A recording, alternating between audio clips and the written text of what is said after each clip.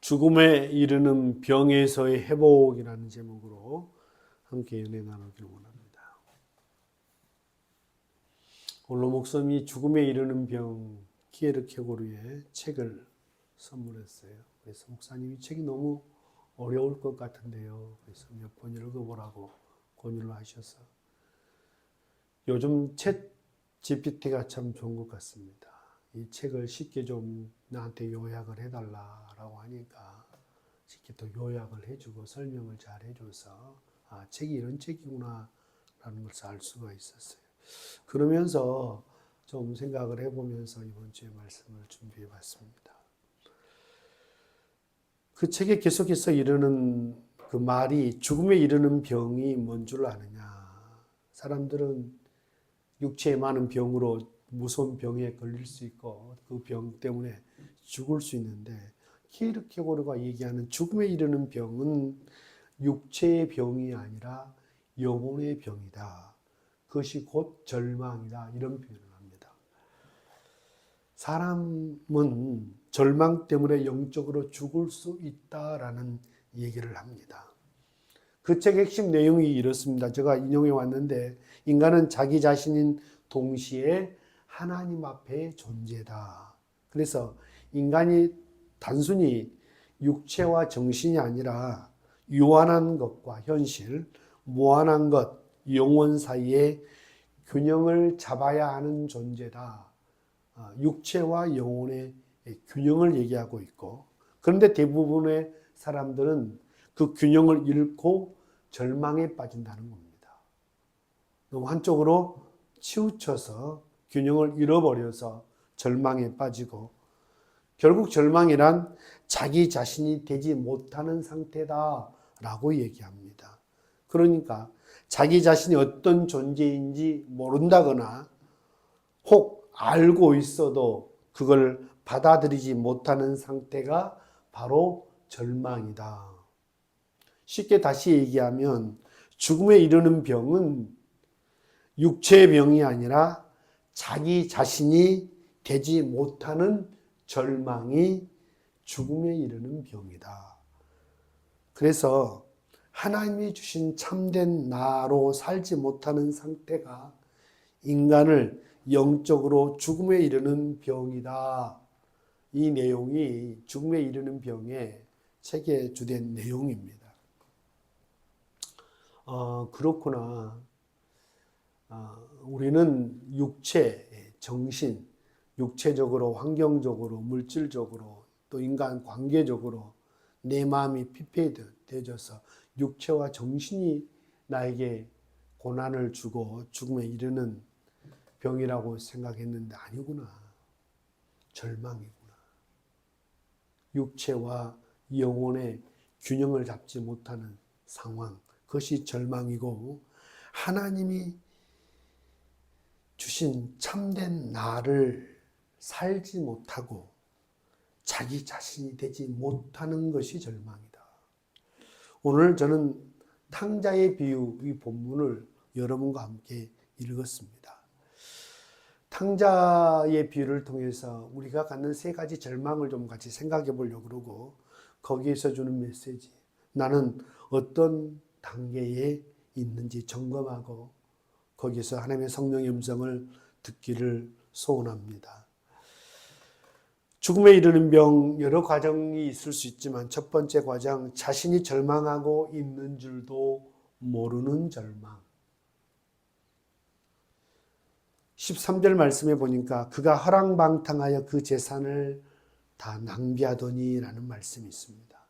어떤 집에 두 아들이 있는데 둘째가 아버지 돌아가시면 우리에게 나눌 분깃을 좀 먼저 나눠달라고 얘기해서 사실 아버지가 아직 주려고 생각지도 않는데 무리하게 아버지에게 달라고 얘기했고 그것을 다 모아가지고 아버지의 간섭을 받지 않는 아버지의 눈을 피해서 먼 나라에 가서 거기서 허랑방탕하여 그랬습니다. 허랑방탕하여 재산을 다 낭비해 버립니다. 아버지를 떠나 세상의 즐거움 속에서 자유롭게 산다고 생각했고 그는 잘 살고 있다고 느꼈지만 사실 그는 자기 자신을 잃은 상태다. 세상에 주는 어떤 가치, 쾌락, 인정 속에서 자기 정체성을 찾으려 했지만 그 안에는 하나님이 주신 본래의 나가 없었습니다. 오늘 우리도 이런 모습이 있을 수 있죠. 나는 잘 살고 있어 라고 생각하지만 사실 공허한 상태, 이것을 무의식적 절망이라고 합니다. 겉으로는 성공하고 즐겁게 사는 것 같지만 자신이 왜 사는지, 진짜 원하는 게 뭔지 모르는 상태. 참된 하나님이 주신 참된 나와 단절된 상태, 이게 무의식적 절망 이렇게 얘기합니다.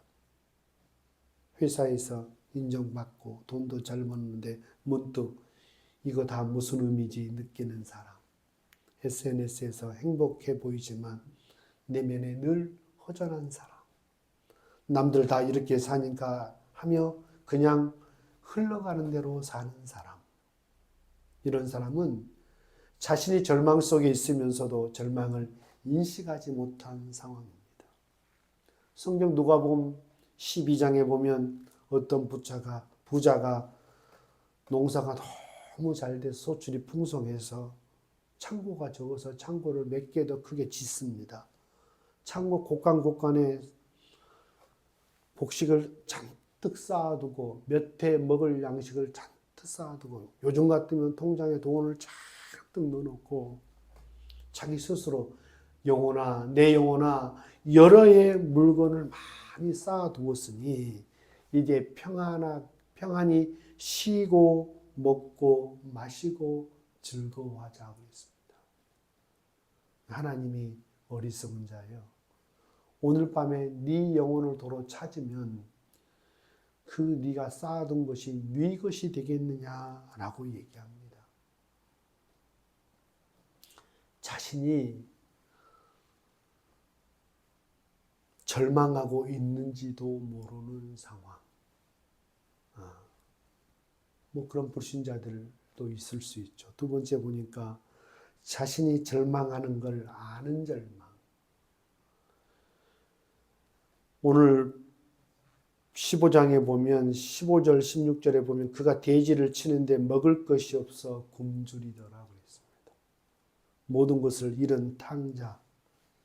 이제 자신이 잘못되었다는 것을 알고 하지만 아버지께 돌아갈 용기와 믿음이 없는 상태.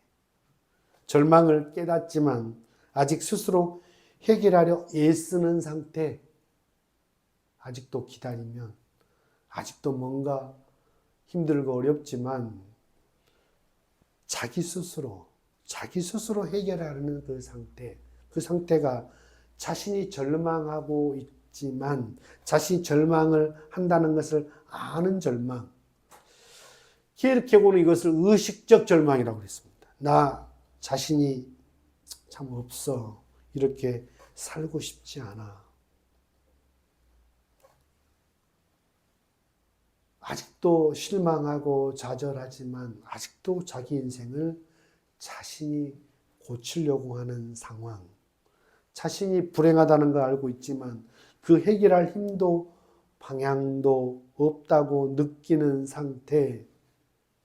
자신 안에서 답을 찾으려 하지만 늘 막혀버리는 상태. 마치 이와 같은 사람입니다. 나는 나 자신이 싫어 라고 말하면서도 바꾸지 못하는 사람. 왜 이렇게 사는지 모르겠어 라고 자책만 하는 사람. 삶의 의미를 찾아보려고 노력하지만 결국 허무감만 느끼는 사람. 이 사람의 문제는 자기 문제를 인식했지만 여전히 자기 중심에서만 머무른 절망. 이렇게 키에르케고는 설명을 합니다. 성경에 이런 사람의 예가 누가 있을까 제가 생각을 해보면서 성경을 찾다가 사울왕이 생각이 났습니다.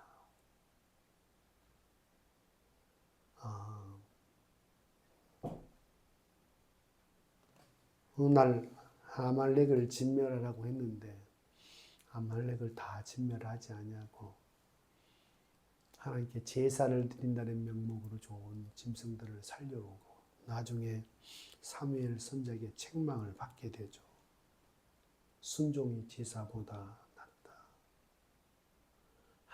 왕이 하나님의 말씀을 저버렸으므로 하나님이 왕을 버렸다.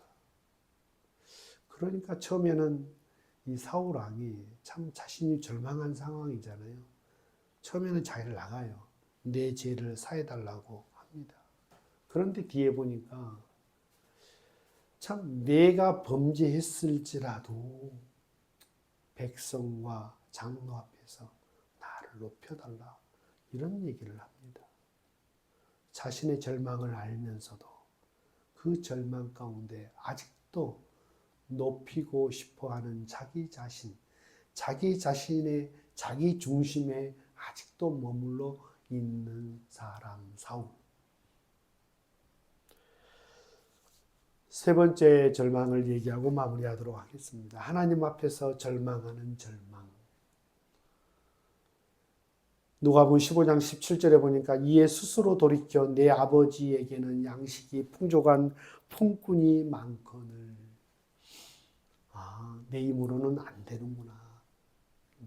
를 진심으로 깨닫는 절망을 말합니다. 키에르케고는 이것을 가장 깊은 절망이라고 말하고 있고 동시에 구원의 문턱이고 그래서 자신의 한계를 인정하고 나 혼자서는 진짜 자신이 될 수 없구나를 깨닫는 순간 이때 비로소 자기 자신을 하나님께 맡기게 된다라고 표현을 합니다. 이와 같은 사람의 모습입니다. 내가 이 모든 걸 컨트롤할 수 없구나를 깨닫고 무너지는 순간 나답게 살고 싶다는 간절함이 자기 의지로는 불가능하다는 걸 아는 사람, 그 절망 속에서 이제는 나보다 큰 존재에게 의지해야겠다는 마음이 생기는 사람.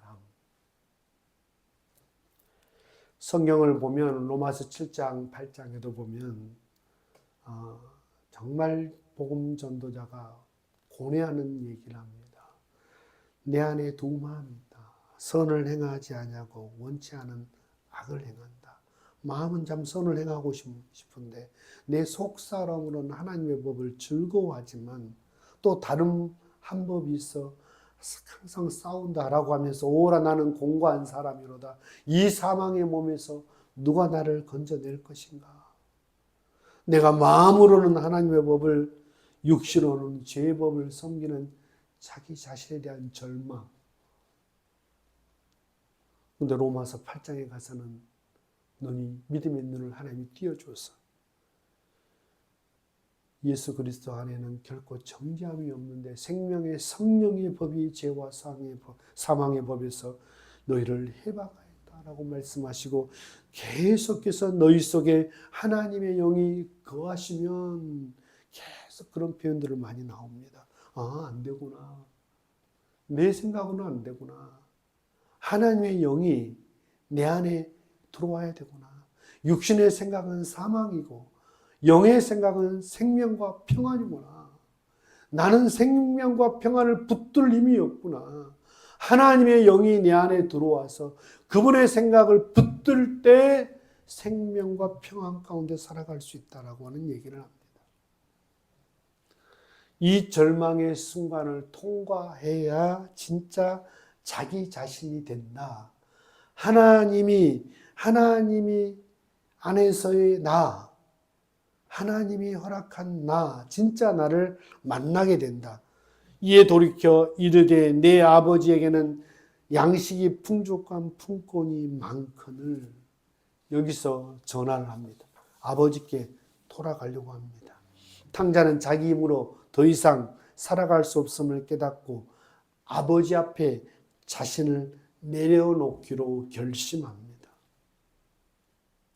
단순히 이 절망은 자신의 비하가 아니라 하나님 앞에서의 자신을 인식하고 나는 주님 없이는 살 수 없습니다 라고 고백하는 절망.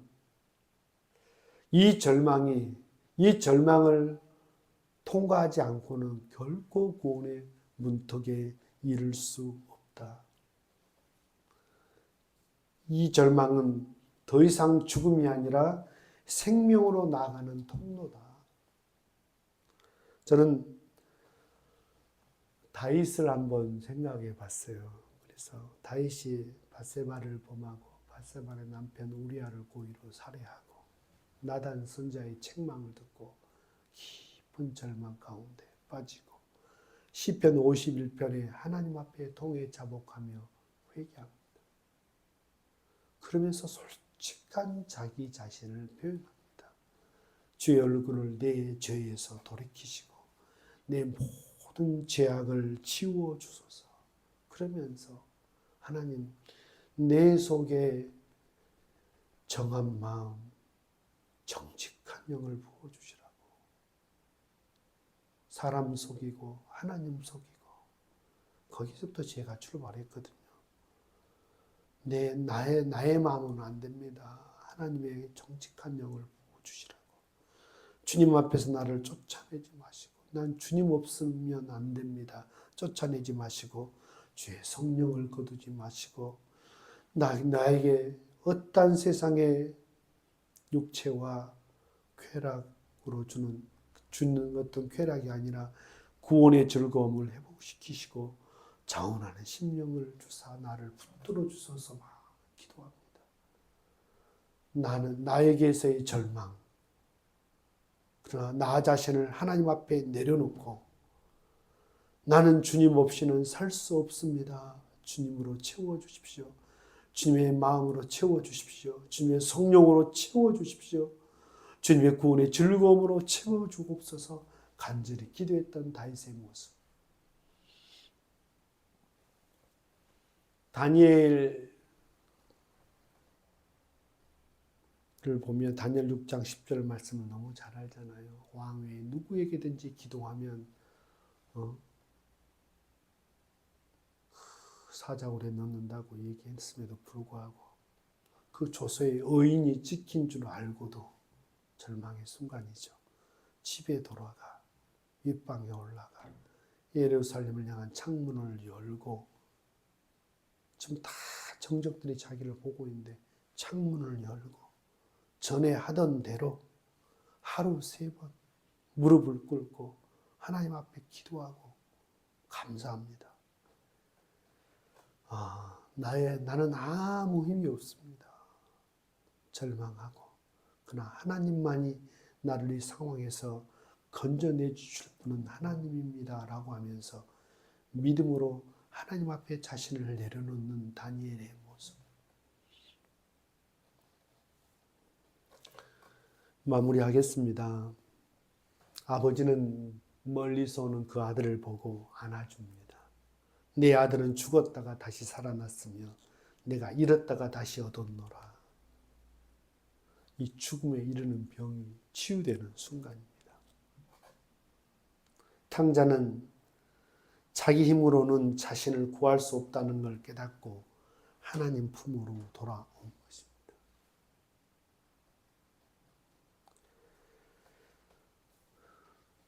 세 가지 적용할 것 3가지만 얘기하고 마치겠습니다. 절망을 두려워하지 마십시오.